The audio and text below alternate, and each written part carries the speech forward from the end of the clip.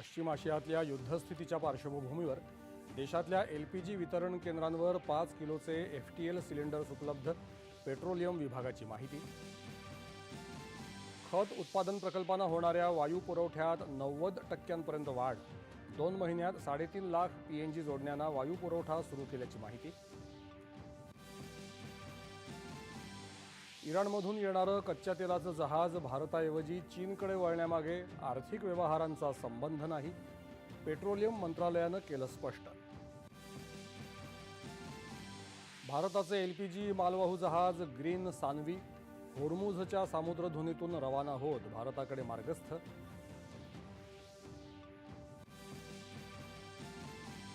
आखाती देशात अडकलेल्या भारतीयांच्या सुरक्षेला सरकारचं सर्वोच्च प्राधान्य.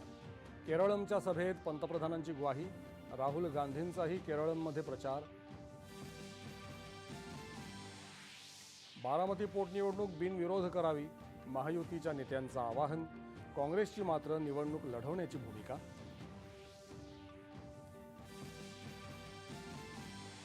अठ्ठेचाळीस तासात युद्धबंदी करण्याचा अमेरिकेचा प्रस्ताव इराणनं फेटाळला. अमेरिकेचं लष्करी विमान A-10 पाडल्याचाही इराणचा दावा. IPLमध्ये आजच्या पहिल्या सामन्यात दिल्ली कॅपिटल्सचा मुंबई इंडियन्सवर 6 गडी राखून विजय. दुसऱ्या सामन्यात राजस्थान रॉयल्सचं गुजरात टायटन्ससमोर 211 धावांचं आव्हान. आणि नाशिकच्या दिंडोरीजवळ झालेल्या भीषण अपघातात 9 जणांचा मृत्यू, तर धुळे जिल्ह्यात साक्री इथं झालेल्या रस्ते अपघातात 4 जण ठार, 12 जण जखमी. नमस्कार.